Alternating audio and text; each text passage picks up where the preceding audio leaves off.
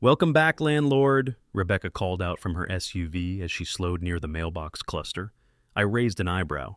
Landlord, I just got here. Haven't even unpacked my boxes yet. She grinned. Oh, you'll see. Karen's been running her little empire right on your dirt. Half the neighborhood doesn't even know they've been paying rent to you. Can't wait to see her face when she finds out. Before I could respond, another voice sliced through the morning air. Get off this land right now! I turned, coffee mug still in hand, and there she was, Karen Pierce herself, storming up the drive like she owned the place. Clipboard raised high, blazer buttoned tight, chin jutting forward like a drill sergeant. Behind her, two SUVs rolled in with amber flashers, volunteers in reflective vests hopping out like extras in a low-budget cop show. You don't belong here, Karen barked, waving the clipboard as if it were a badge. I nearly spilled my coffee. Funny, the deed in my pocket says otherwise. The absurdity of it all might have been funny if it weren't happening on my father's land, the very ground he had fought to hold on to years ago. Now I was back, deed signed, taxes paid, and somehow being told to vacate by a woman armed with office supplies and a bad attitude. One of her volunteers, Derek Miller, if I remembered right, was stringing yellow tape between trees, like he was setting up a crime scene. Another popped the trunk and started unloading orange cones. This is a compliance inspection, Karen announced, marching closer. We've received reports of unauthorized occupation. I almost laughed. Unauthorized? Lady, I'm the owner. You're the tenants, which makes me... I pointed to Rebecca, who was still parked on the road, smirking. The landlord. Rebecca honked once in agreement. Karen froze for a split second, her eyes flicking between me, the mug in my hand, and the witnesses gathering along the shoulder. Then she tightened her jaw, voice shrill. This area falls under HOA jurisdiction for community safety. Any refusal to comply will be escalated to the authorities. I held up my phone, already recording. Good, real authorities. Because last I checked, clipboards and reflective vests don't come with police powers. Karen tried to block the camera with her clipboard. Derek fumbled with his fake badge like a kid caught cheating on a test, and I just stood there, sipping coffee, watching the so-called patrol stage their little play on land that wasn't theirs. It was almost entertaining, almost. Because deep down, I knew this was only the opening act. The sound of gravel crunching under heavy tires snapped me out of my thoughts. A third SUV rolled in behind Karen's, this one decked out with a rooftop amber strobe flashing like some rural disco light. Good grief, I muttered. What is this, a parade? The moving truck I'd hired was still idling near the gate, the driver sticking his head out of the window with wide eyes. Buddy, I don't get paid enough for neighborhood wars. You sure this is legal? Perfectly legal, I assured him, though my grip tightened on the coffee mug. They just haven't figured it out yet. Karen marched ahead, clipboard raised like a holy relic. Behind her, Derek barked orders into a cheap handheld radio. Set cones here! Tape that area off! No one unloads until I give clearance. The absurdity was rich. Two middle-aged men in neon vests started dragging traffic cones across my driveway, forming a crooked blockade. Another volunteer puffed out his chest and started directing the moving truck like he was at an airport runway. The driver threw up his hands. This is insane. You're telling me, I said, they think they're cops. Karen snapped her fingers. Documentation. Get the violation notice ready. One of her sidekicks scrambled with a printer paper clipboard, sliding a single sheet under my nose. It looked official until I read the header. Community Compliance Report. Draft. In bold letters. I held it up for Rebecca, who had parked her SUV just far enough to watch the show. She laughed so hard I thought she'd choke. This is what you're calling law? I said, waving the paper. Half a template from Office Depot? Karen's nostrils flared. Sir, refusal to acknowledge a compliance authority will result in escalation. Which authority? I shot back. Because last I checked, the county sheriff didn't subcontract to the HOA's bake sale committee. The crowd of onlookers, neighbors who had slowly trickled closer, snickered. Someone even clapped once before Karen spun around and silenced them with a glare. The truck driver revved his engine impatiently. Listen, pal, I gotta get these boxes inside or I'm charging overtime. I nodded toward the cones. Do me a favor. Nudge 'em. Slowly. With exaggerated caution, he rolled forward, the bumper brushing aside plastic cones like they were children's toys. Derek yelped into his radio as if reporting a crime in progress. Karen lunged forward. "Stop this immediately!" "No," I said calmly, stepping between her and the truck. "You stop. You're trespassing, interfering with private property, and staging a circus on land that doesn't belong to you." Her eyes blazed. For a second, I thought she might actually swing the clipboard, but instead, she pressed it tight against her chest and hissed through clenched teeth. "You'll regret this. A full report will be issued within 48 hours, and when it is, you'll wish you had listened." She spun on her heel, snapping her fingers again. Like trained extras, the volunteers scrambled back into their SUVs, cones scooped up, tape ripped down. Engines roared, and the convoy disappeared in a storm of gravel and dust, amber lights fading into the morning haze. Silence fell, broken only by the truck driver muttering, "Well, that was something." I exhaled, finally setting down my mug. My land, my deed, my headache. And judging by Karen's last words, the real fight hadn't even started. The next morning I walked the perimeter, determined to see what Karen and her clipboard commandos were so desperate to protect. The meadow glistened under dew, grass brushing my boots, while the creek murmured softly along the far edge. Peaceful, almost, if you ignored the feeling that eyes were on you. Sure enough, halfway to the property line, a metallic glint caught my eye. A small sign screwed into my boundary post read, "Chairwoman reserved parking." I burst out laughing. Well, that explains the attitude. Who in their right mind claims a private parking spot on land they don't own? It was so brazen, so cheap, that I had to stop and take a photo. Proof. Just beyond the sign sat the pump house, a squat cedar building I remembered from childhood. Back then, it was little more than a shed with pipes humming inside. Now, a shiny new padlock gleamed against the weathered doorframe. I crouched, running my hand along the latch. Funny, Dad never bought locks like this. From somewhere behind the trees, a twig snapped. I froze, listening. Nothing, just the wind shifting. But the hairs on my neck told me otherwise. I tried the keyring I'd found in a drawer the night before. Rusty brass, stamped with numbers. To my surprise, one slid in perfectly. A stubborn twist, a grunt, and the lock popped. The door creaked open, stale air rushing out. Inside, the pump house had changed.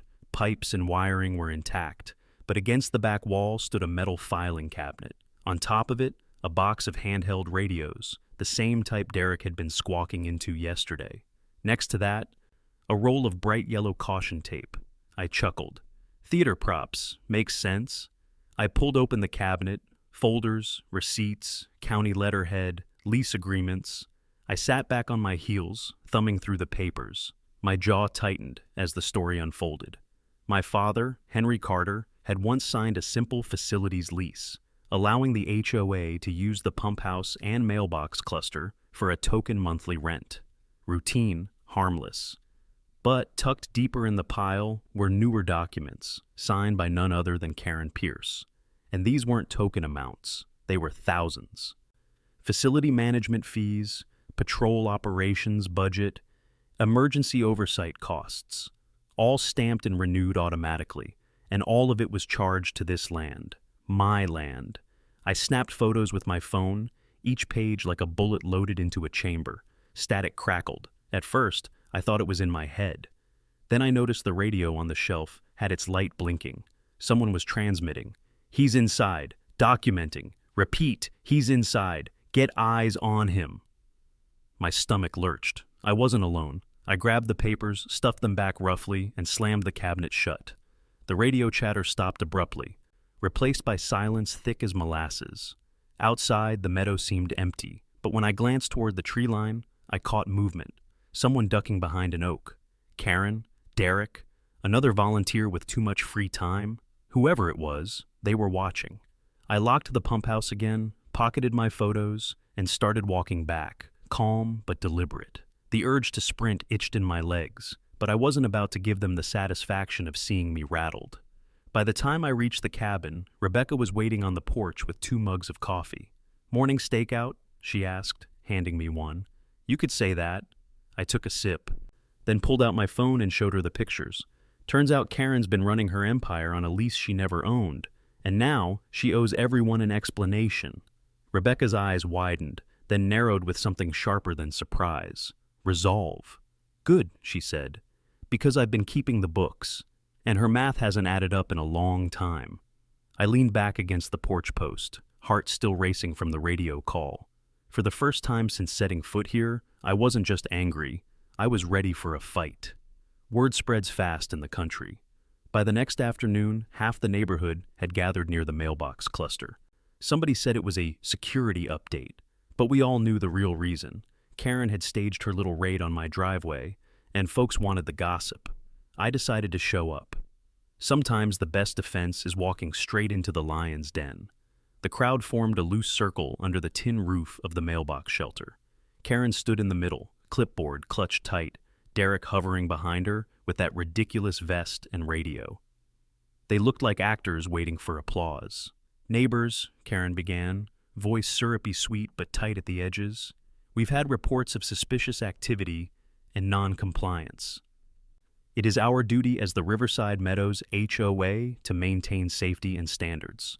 Some individuals believe ownership exempts them from community responsibilities. Eyes turned toward me. I smiled, took my time leaning against the bench, my bench, installed by my father decades ago, and sipped coffee. Standards like fake badges and yellow tape? I asked lightly. A ripple of chuckles moved through the crowd. Karen's jaw twitched. Rebecca stepped forward, folder in hand. Karen, I've been reviewing our expense reports as treasurer, and I can't find board approval for several line items. $20 for compliance patrol equipment, $1 for radios, and ongoing facility management fees that don't match our budget. Murmurs spread quickly. A man in paint-stained overalls frowned. Wait, what facility fees? What facility are we paying for? Karen's smile froze. Those are operational necessities for community safety. Funny, I interrupted, pulling my phone from my pocket. I held up the photos I'd taken inside the pump house. Radios, tape, filing cabinets, lease agreements. Because those facilities are on my land, and according to county records, you've been paying rent, straight into your own paperwork, without telling anyone the truth. The silence was immediate. Then sharper voices broke it.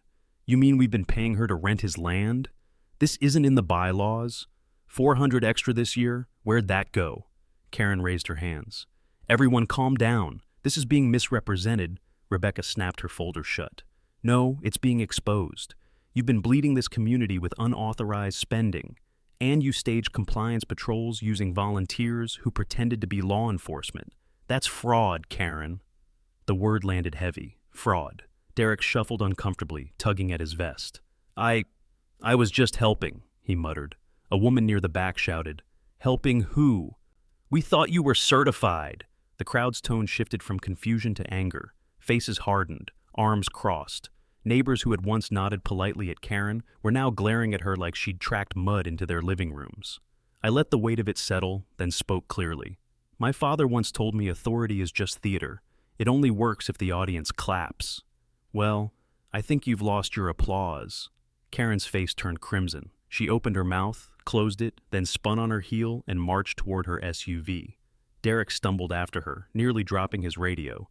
The gathering dissolved into clusters of whispers and sharp discussions. Rebecca stood beside me, triumphant but tired. That, she said, was the beginning of the end for her. I glanced at the pump house in the distance, still locked tight, hiding years of deceit. For the first time since returning, I felt the tide turning, not just for me, but for everyone tired of being pushed around. 2 days after the mailbox showdown, I made the call. The HOA theater had gone on long enough. It was time for real authority to weigh in. Deputy Mark Lewis answered on the second ring. I'd met him years ago when Dad still lived here. He had a calm drawl and the patience of a man who'd broken up more than a few family disputes over cattle gates and barking dogs. Deputy, it's Carter, I said. I've got a situation out here at Riverside Meadows. Volunteers pretending to be law enforcement. Badges, radios, setting up inspections without warrants. There was a pause, then a sigh. That again. I'll be out this afternoon. Don't do anything rash. By 1:30, I was outside near the pump house with a clipboard and tape measure, documenting the property line. Not because I needed to, but because I knew Karen couldn't resist making a scene if she thought I was expanding my violations. Sure enough, by 1:45, Derek's SUV bounced across the meadow, amber light flashing. Another volunteer followed, hauling a folding table and more cones.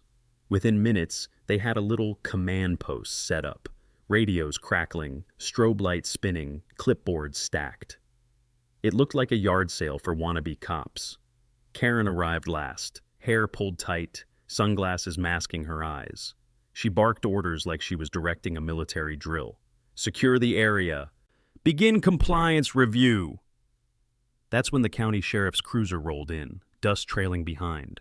Deputy Lewis stepped out in full uniform. Real badge, real sidearm, real authority. The contrast was almost comedic. "Afternoon," he drawled, approaching the cluster of cones. "What's going on here?" Derek froze mid-clipboard. Compliance inspection, sir." He puffed out his chest, flashing the shiny badge pinned to his vest. Lewis raised an eyebrow. "That's a nice trinket. What agency issued it?" Silence. Derek swallowed hard. "I'm a certified compliance volunteer." Lewis leaned closer, voice still calm. "Certified by who?" Derek fumbled, eyes darting to Karen. "The HOA board," Karen jumped in. "Deputy, this is all a misunderstanding. These volunteers are simply assisting with community oversight." Lewis cut her off. "Oversight doesn't involve impersonating law enforcement. And it doesn't involve setting up checkpoints on private land, which, by the way, belongs to Mr. Carter here. County maps confirm it." He tapped his notepad, matter of fact. The small crowd that had gathered, Rebecca, Grant with his golden retriever, a few curious neighbors, watched in dead silence. Lewis turned back to Derek. "You understand presenting yourself as an officer, demanding ID, or conducting inspections without credentials is a criminal offense, right?" Derek's face drained of color. He muttered something about just following orders. Karen stepped forward, hands spread. "Deputy, please, this has been blown out of proportion. We were only trying to ensure community safety." Lewis's gaze sharpened. "Community safety is my job, not yours, and certainly not with radios and fake badges bought with dues money." Rebecca seized the opening. She flipped open her folder. "Deputy, here are the records. Over $6,000 in unapproved expenses for surveillance gear, radios, and patrol equipment. None of it board approved, all of it tied back to Ms. Pierce." Grant lifted his recorder. "And I've got audio of Derek here demanding identification and declaring HOA jurisdiction. Want me to play it?" The deputy held up a hand.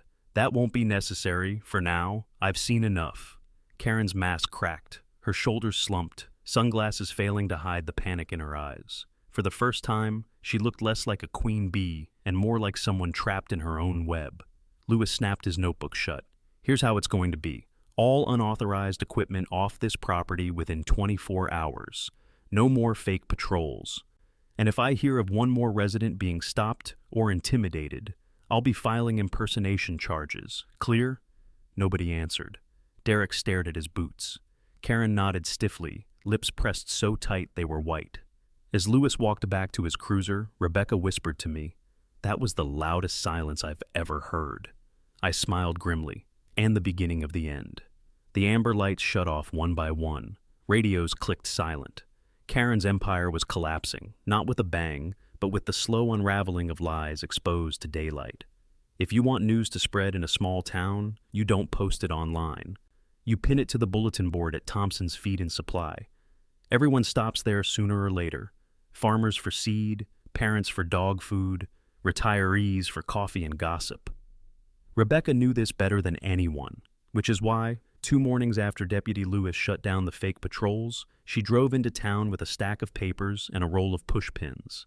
By lunchtime, her spreadsheet was tacked right between the 4-H bake sale flyer and a notice for missing barn cats. It was simple, color-coded, impossible to ignore. Red for unauthorized expenses, green for approved ones, yellow for pending, and the red columns screamed louder than any rumor. Over $600 siphoned into equipment, radios, certification programs that didn't exist, and, my personal favorite, facility management fees for property the HOA didn't even own. I was standing there, coffee in hand, when the first wave of locals stopped to read. A rancher whistled low. $6,000? That's damn near a third of the budget. His wife shook her head. And here I thought dues went up 'cause of insurance. Another man jabbed his finger at a line item. 2,500 for compliance patrol gear? You mean them cones and vests? I sipped my coffee, watching the realization sink in like rain on dry dirt. This wasn't hearsay. This wasn't just me griping about a clipboard queen. This was numbers, receipts, ink on paper. Rebecca had nailed it. The bell over the feed store door jingled. Karen's SUV had pulled up outside, and now she walked in, heels clicking like war drums. For once, she didn't head for the center of the room. She went straight to the board. Her eyes flicked over the spreadsheet, lips tightening as color drained from her face. For a moment, she just stood there, like she could will the papers to vanish. Finally, she turned, voice sharp but shaking. This is private financial information. It has no place plastered in public. The room went dead quiet. Then Ray Thompson, grizzled, gray-bearded, never much of a talker, spoke up from behind the counter. Karen, it stopped being private the second you started spending other folks' money without asking. A murmur of agreement rippled through the crowd. Karen's composure cracked. She jabbed a finger at me. This is your doing. You and that treasurer of yours. Twisting things. Rebecca stepped forward calmly. No twisting, Karen, just math. $6,347 to be exact. Money out of people's pockets for programs they never approved. Money funneled into a patrol scheme run on land you don't own. Someone near the door muttered, "She's been robbing us blind." Another added, "All that talk about safety, and it was just cover." Karen's voice faltered. I was trying to keep the community afloat.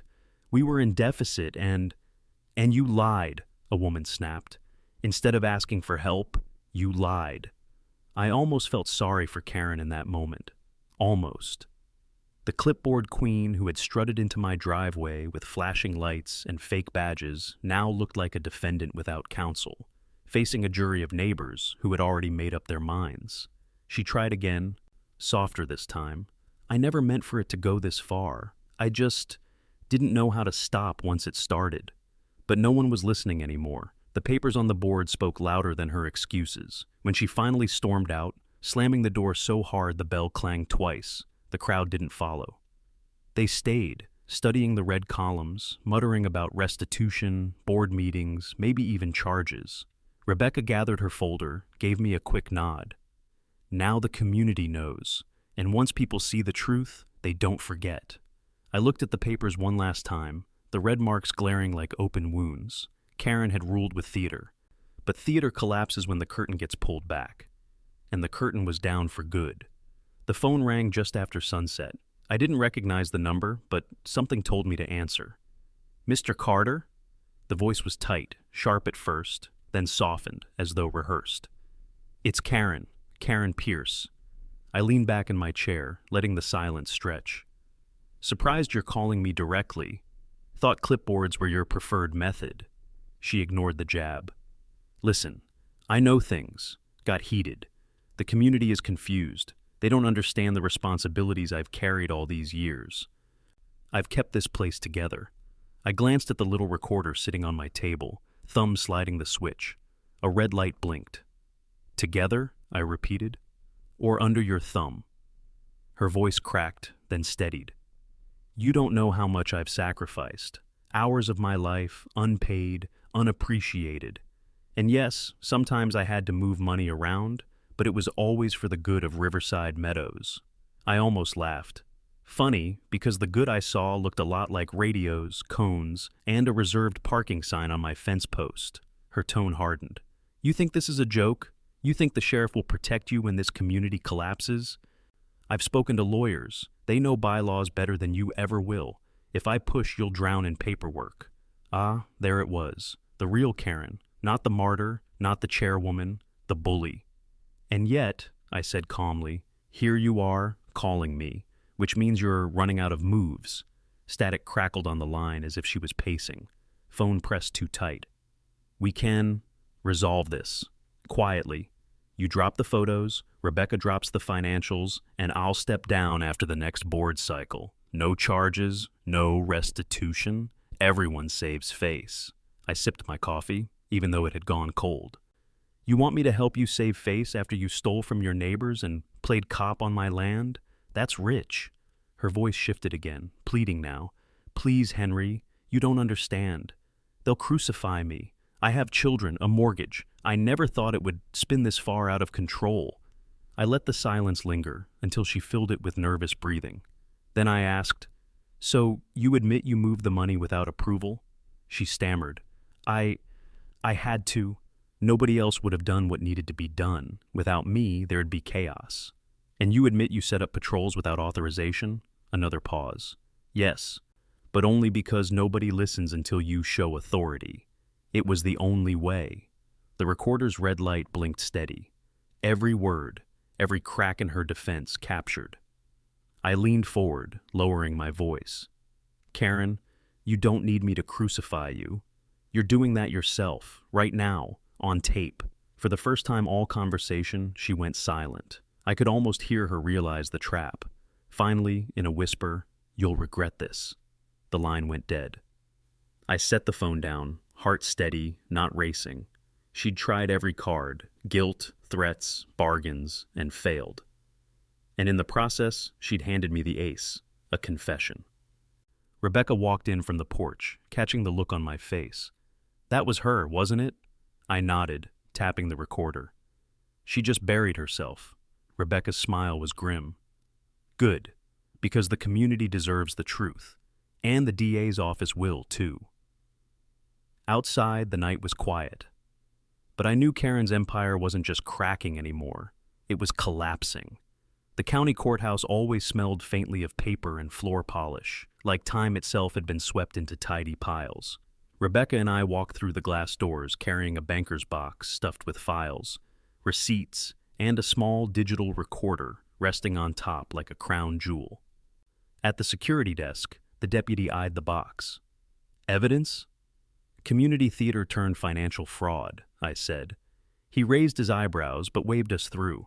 We were ushered into a conference room where Assistant District Attorney Susan Holloway waited. She was mid-40s, sharp suit, sharper eyes. She didn't bother with pleasantries. Mr. Carter, Ms. Shaw, let's see what you've got. Rebecca slid the folder across the table. Unauthorized expenditures, falsified invoices, patrol operations billed at thousands of dollars. None of it approved by the HOA board. I added the recorder. And last night, Karen Pierce admitted moving funds without authorization and confirmed she ordered fake compliance patrols. It's all here. Holloway pressed play. Karen's voice filled the room, starting defensive, then desperate. When the tape reached her stumbling admission, I had to move the money. Yes, but only because nobody listens until you show authority. The ADA stopped it with a decisive click. Her pen scratched across a legal pad. Unauthorized appropriation of funds, possible fraud, impersonation of law enforcement, and obstruction, depending on how far her volunteers went. Rebecca's eyes widened. So, this isn't just neighborhood squabbles anymore? Holloway shook her head. No, what you've described crosses into criminal territory, especially the impersonation angle. The sheriff's office will back us up on that. She leaned back, steepling her fingers. I want copies of every document. Originals stay locked until we issue subpoenas. You two are prepared to testify if needed? Rebecca and I exchanged a glance, then nodded. Good, Holloway said, because from what I'm seeing, Ms. Pierce's authority isn't just collapsing socially, it's about to collapse legally. Outside, the air felt lighter. Rebecca exhaled hard, like she'd been holding her breath for weeks. Think she knows what's coming? She asked. I shook my head. Karen's still playing at control. She doesn't realize the curtain's already down. We didn't have to wait long for confirmation. That evening, a county cruiser rolled past my cabin. The deputy inside slowed just enough to call out, "Mr. Carter, thought you'd want to know. Papers were served." I raised an eyebrow. On Pierce? He nodded. Civil subpoenas for financials and criminal inquiry open for impersonation. She looked about ready to faint. Rebecca, standing beside me on the porch, allowed herself the smallest, satisfied smile. Justice in motion. But I didn't feel triumphant, not yet. Because if I knew Karen, She wouldn't go down quietly. I looked out across the meadow toward the pump house, its padlock glinting in the last of the sun. That little building had been the stage for her authority theater, the symbol of a scheme that fooled dozens of neighbors. Now, with the law stepping in, the question wasn't whether Karen would lose her crown. It was how loud she'd scream on the way down. And something told me the next act was going to be messy. By the time Saturday rolled around, word had spread faster than a brush fire in August. The bulletin board at the feed store had turned into a shrine of outrage. Rebecca's spreadsheets, photos of fake patrol setups, and even a blown-up picture of Derek's flimsy badge. Folks who normally just waved over fence lines were suddenly talking in clusters, trading stories about harassment and fees they'd never questioned before. That afternoon, the HOA called for what they described as an emergency neighborhood forum. The irony wasn't lost on me. They were holding it at the mailbox cluster, still sitting squarely on my land. When I arrived, folding chairs had been dragged out into the gravel lot. Nearly every household was represented. Karen stood near the front, face pale, but chin still lifted, flanked by Derek and Tom like they were her secret service. She raised her voice, trembling but loud. "Neighbors, don't let lies and outside interference divide us. This community depends on order, and I've done everything to keep Riverside Meadows safe." From the back, Grant spoke up, his golden retriever tugging at the leash. "Safe? You mean those radios and flashing lights? Because last I checked, none of us voted to fund a wannabe police force." Murmurs rippled through the crowd. Rebecca stepped forward, a stack of papers in hand. "I've been treasurer for 3 years. Every legitimate expense goes through the board. But these," she waved the pages, "these were never approved. Over $6,000 drained from our dues, without oversight, for equipment we never authorized." Someone shouted, "That's theft!" Another voice, "We trusted you, Karen." Karen's face twisted. "I had authority. Emergency powers." "Emergency powers?" I cut in, unable to hold back. "On property you didn't own? With volunteers pretending to be law enforcement? Tell me, Karen, when did impersonation become an HOA bylaw?" The crowd erupted. People who had once quietly paid fees now stood, voices raised, demanding explanations. A retired farmer shook his head. "Lady, I nearly paid extra for that so-called compliance patrol. You conned us." Even Tom, standing guard at Karen's side, shifted uncomfortably, like he'd suddenly realized he was backing the wrong horse. Rebecca lifted her voice above the clamor. "I move that we call an immediate board vote, removal of Karen Pierce as chairwoman, pending restitution and legal review." Hands shot up all around. A few hesitant at first, then nearly unanimous. Only Karen and Derek kept their arms crossed. Karen's voice cracked, high and desperate. "You can't do this. You need me. Without leadership, this place will fall apart." Grant chuckled.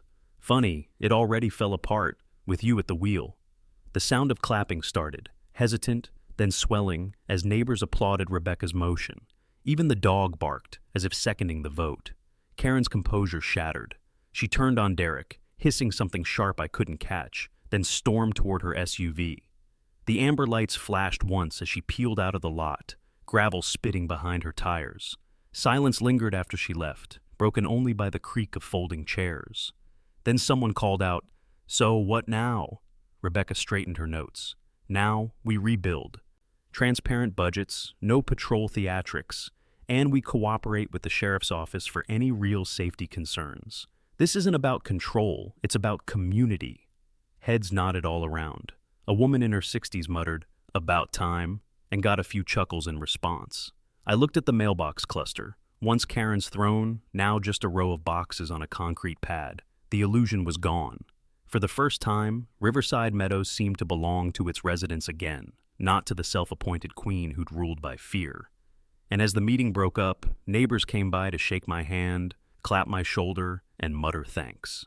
Not because I'd planned to be a hero, but because someone had finally told the emperor she had no clothes. It was only a matter of days before Riverside Meadows saw something it hadn't in years. A marked sheriff's cruiser parked squarely at the mailbox cluster. No amber strobes, no volunteer vests, just the real thing. Deputy Mark Lewis stepped out, tall, steady, wearing the kind of authority you can't buy at a surplus store.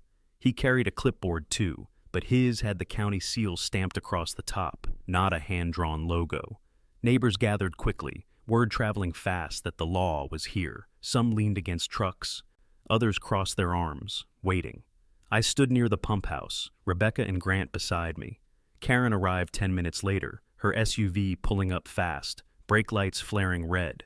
She got out clutching her own stack of papers, face drawn but defiant. Derek trailed after her, looking like a man walking into his own funeral.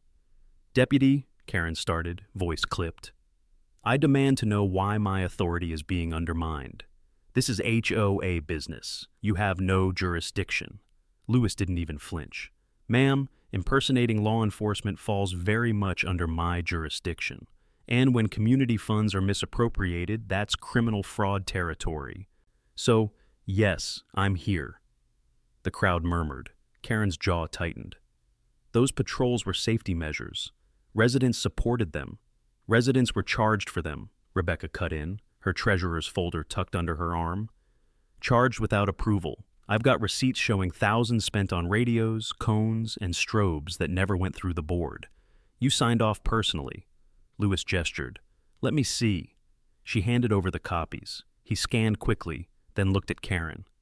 "Did you authorize these?" Karen's lips thinned. "I approved necessary measures. The community expects protection." Lewis's tone dropped. "Protection doesn't mean volunteers waving fake badges, ma'am. You set up patrols, gave people authority they didn't have, and used intimidation tactics. That's not protection. That's impersonation." Derek shuffled nervously. "Deputy, I didn't mean any harm. I just thought—" Lewis cut him off. "Mr. Walker, you introduced yourself to residents as compliance enforcement, demanded ID at Boris and blocked driveways. Did you or did you not present this badge?" Derek fumbled in his vest, pulling out the cheap tin shield. In the sunlight, it looked more like something from a Halloween aisle than real authority. "Yes, sir," he muttered. Lewis took it, dropped it into an evidence bag, and sealed it. The sound of the zip echoed louder than Karen's protests. "This," Lewis said, holding it up, "is not law enforcement, and pretending it is will get you both in front of a judge." Karen's composure cracked. "You can't humiliate me like this. I've given everything to this neighborhood. Without me, there would be chaos." From the crowd, Grant called out dryly, "Funny, looks like the chaos started with you." His recorder was visible, blinking red. Lewis raised his voice just enough for everyone to hear. "As of today, the sheriff's office is opening a formal investigation into Riverside Meadows HOA operations. All patrol activities are suspended. All equipment will be collected as evidence. And Ms. Pierce," he fixed his gaze on her, "you are required to provide a full accounting of HOA finances. Failure to comply will result in immediate charges." Karen's shoulders sagged. For the first time, she looked small, stripped of the theater she'd worn like armor. Derek stared at the ground, avoiding every pair of eyes on him. Lewis turned to the crowd. "You folks deserve better than fear and flashing lights. From here forward, you report real problems to us, not to a self-appointed patrol. Understood?" Heads nodded. A few clapped. Someone muttered, "About damn time." As the deputy packed up, Karen tried one last protest. "This isn't over." But even she didn't sound like she believed it anymore. When she finally drove off, the amber lights stayed dark, and for the first time in weeks, the meadow felt quiet, like the storm had finally broken, leaving only truth in its wake. I should have known Karen wouldn't go quietly. Bullies rarely do. 3 nights after the sheriff's announcement, I was sitting on my porch when I heard the crunch of tires on gravel. Headlights swept across the meadow, too fast, too reckless. Karen's SUV skidded to a stop by the pump house. The amber strobes flared back to life, casting sickly light over the field. I muttered under my breath. "Here we go." She stepped out, hair disheveled, blazer gone. In her hand wasn't a clipboard this time, but a stack of flyers, neon paper that fluttered like warning flags. "Neighbors!" she shouted into the empty night, voice echoing.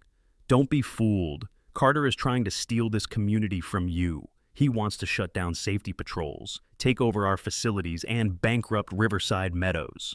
Her words carried across the meadow, but the only audience was me, and, as luck would have it, Grant and his retriever, walking their usual evening route. He stopped on the roadside, recorder already in hand. Karen spun when she saw him. "You! Stop recording! This is private HOA business."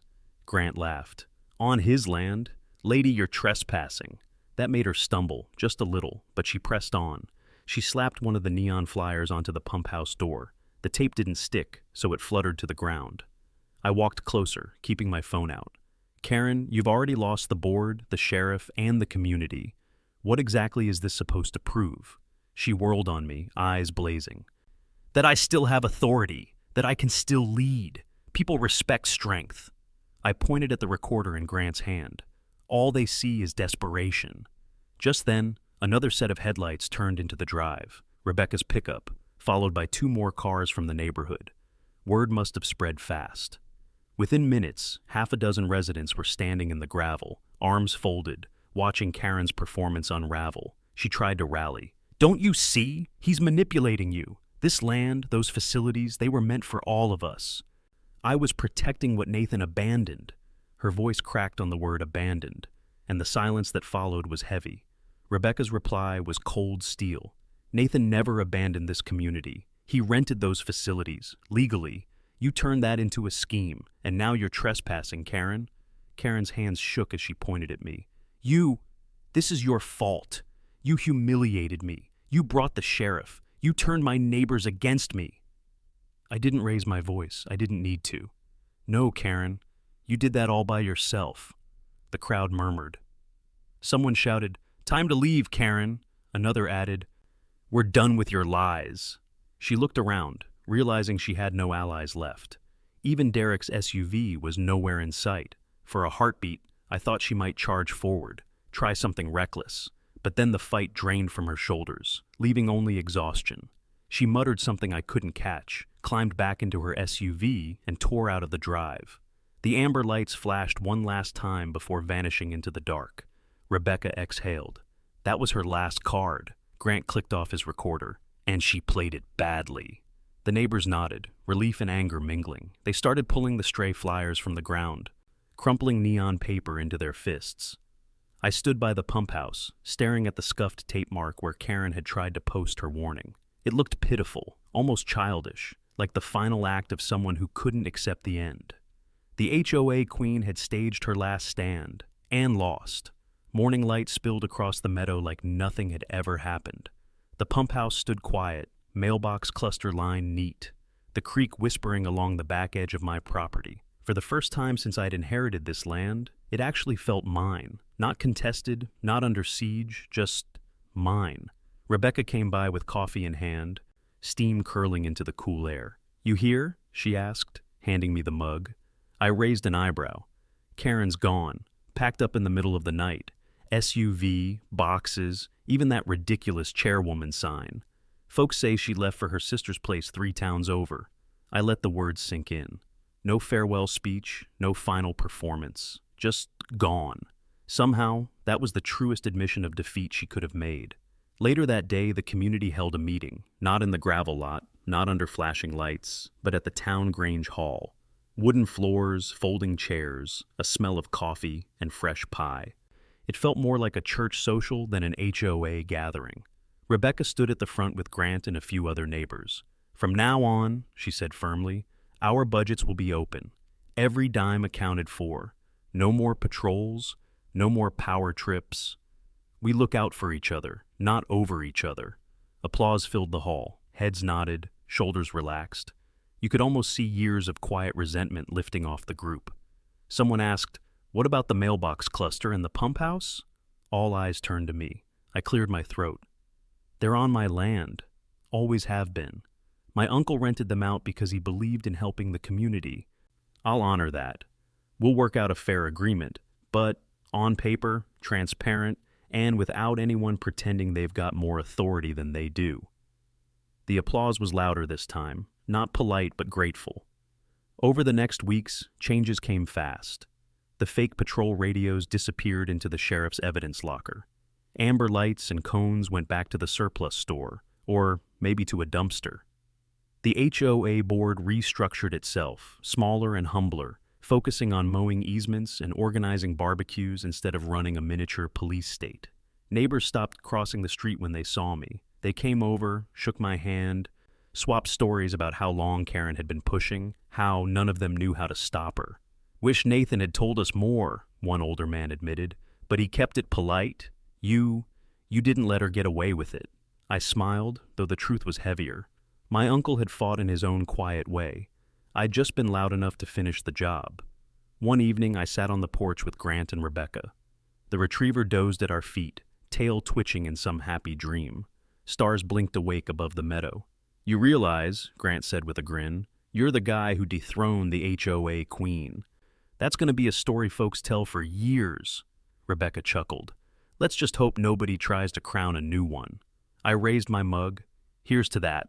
We clinked mugs and sat in comfortable silence. Looking out over the land, I thought about my uncle's last letter, the one warning me to stand firm if anyone tried to claim authority. He'd been right. Bullies only win when people let them play their part unchallenged. Now the part was over. The stage was cleared. And Riverside Meadows, for the first time in a long time, belonged to its people. As for me, I finally had what I'd wanted from the start. Peace on my porch, coffee in my hand, and the knowledge that this cabin, this land, was truly, irrevocably mine. The storm had passed. The queen was gone. And in the quiet that followed, I felt something even stronger than victory. I felt home.